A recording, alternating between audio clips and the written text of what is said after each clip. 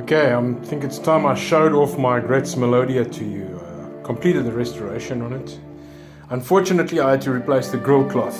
So it's not the original grill cloth, but I found something that's acoustically transparent and looks the part, even if it's not the same. But check out the brass trim on this thing. Typical of Graetz radios of this era. I think this is a 1952 or 53. And actually this, all of this brass trim is part of the antenna system. So I'm playing you classical music because it's the only thing that's kind of royalty free. When I got it, it was not in this shape. It was quite tired. It was working, but it also, some of it wasn't working correctly, which I had to take care of. But now it's fully restored, sounding gorgeous. Did a lot of work on it to make it pretty, and I think I, for the most part, succeeded. I replaced all the capacitors inside.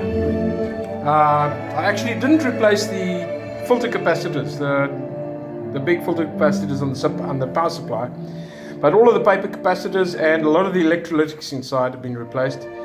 And I also did a reconditioning of the electrostatic tweeter. And I'm going to make a video of that as well. But look at that, even the Magic Eye is working really well. That's tuning away. Président, est-ce que vous avez ouvert les bouquins? Je suis au travail. Je vous laisse regarder. I live on the border between France, Germany and Luxembourg, so I pick up a lot of different radio stations.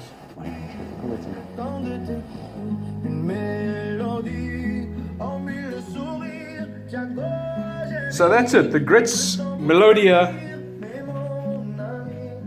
from 1950 something, can't remember what. And I did sort of recondition the cabinet a little bit, but not much. I wanted to keep some of the old scuff marks in it because it's lived a life.